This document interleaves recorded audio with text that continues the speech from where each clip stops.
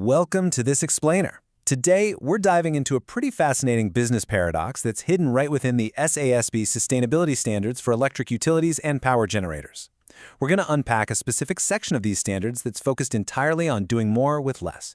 Specifically, we'll look at how end-use efficiency and demand strategies are reshaping customer energy consumption and discover how modern energy companies are essentially flipping their traditional business models completely upside down. I mean, it sounds completely counterintuitive, right? Just imagine your favorite clothing brand or, your local grocery store spending millions of dollars on ad campaigns trying to convince you to buy fewer of their products. It sounds like a total recipe for bankruptcy. But let's stop and ask ourselves, why would a massive electric utility company actively invest in getting you, the customer, to reduce your energy consumption? What exactly is the hidden incentive here? Well, straight from the SASB source material, the answer is that reducing demand is actually an incredibly low life cycle cost method to slash greenhouse gas emissions and avoid putting really expensive peak strain on the grid.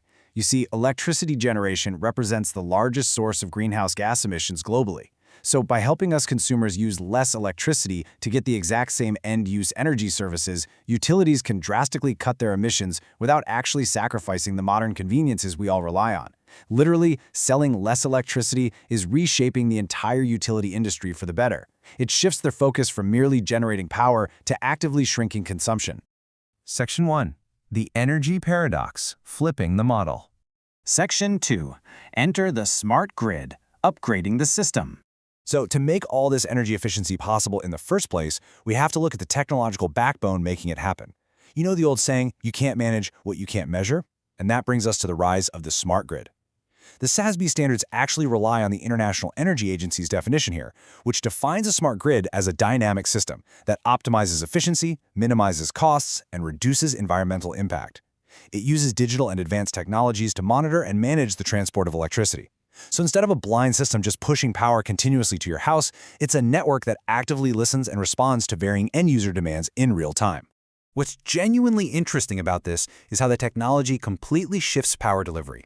It goes from a one-way street into an interactive ecosystem that actually empowers the customer. According to the standard, a true smart grid enables informed participation from you and me. It easily integrates renewable generation and battery storage, and crucially, it provides resiliency to disturbances, attacks, and natural disasters. Basically, it's an agile, hyper-aware network.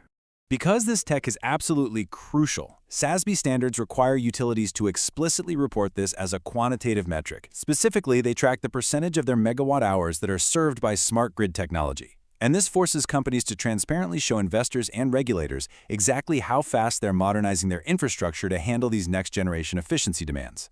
Section 3. Efficiency and Savings, Lowering End-Use Demand. Okay, so how does this high-level infrastructure actually translate to your monthly energy bill? Well, utilities are utilizing some highly specific strategies to actively promote conservation and help you use less of their product. These end-use efficiency and demand strategies, like deploying smart meters and funding weatherization programs, are fundamentally reshaping customer energy consumption. The source material highlights some incredible initiatives. They're subsidizing the weatherization of homes to prevent heat loss, they're handing out rebates sealed by energy-efficient refrigerators, and deploying those smart meters that let you track exactly what you're spending in real time. They even offer demand response incentives, where they effectively pay you to run your dishwasher at 10 p.m. instead of 6 p.m. The absolute crucial point here is that by lowering your usage during those critical high-stress hours, utilities achieve what's known as a smoothing of the demand curve. Think about it like this. If literally everyone turns on their air conditioning at exactly the same time on a sweltering summer afternoon, the utility has to fire up wildly expensive and often high-polluting backup power plants just to handle that temporary spike. But by smoothing that curve out through efficiency and demand response, utilities save massive amounts of money by simply not having to build or operate those extra power plants in the first place. Section 4. Measuring Impact, Proving Efficiency. Now, if you're an investor or a regulator, how do you actually prove these programs are working? Well, the SASB metrics hold utilities strictly accountable. Metric IFU 4208.3 requires them to report exactly how many megawatt hours of electricity their efficiency measures actually saved customers, and they have to break it down by market. It takes all those good intentions and turns them into hard, auditable data. But we have to note a very strict accounting difference here. The standard mandates that utilities differentiate their reporting methodologies. They have to look at gross electricity savings, which is just the overall drop in consumption regardless of why it happened, versus net electricity savings. Net savings represent the changes that are strictly attributable to a specific utility intervention. So if a customer bought an efficient appliance just because they felt like it, that's gross savings. But if they bought it specifically because of the utility's rebate program, that's net. This proves the utility's actual, real-world impact.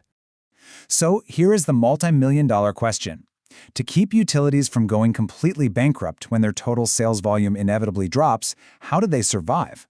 The secret lies in these specific regulatory policy mechanisms. Regulators use tools like decoupling, which essentially separates a utility's allowed profits from their total volume of electricity sold.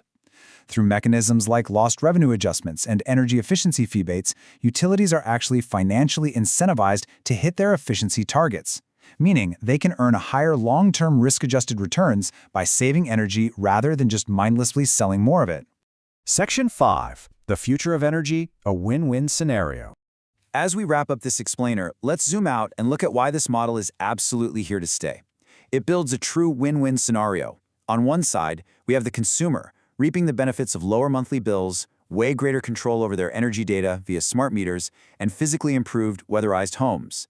And on the flip side, the utility secures lower peak demand costs, deeply reduces the strain on aging infrastructure, easily meets increasingly strict environmental regulations, and earns stable returns. It seamlessly aligns the financial health of the consumer with the operational success of the power company. So I'll leave you with this thought to consider today. Check if your local utility provider is utilizing these exact metrics to report their progress.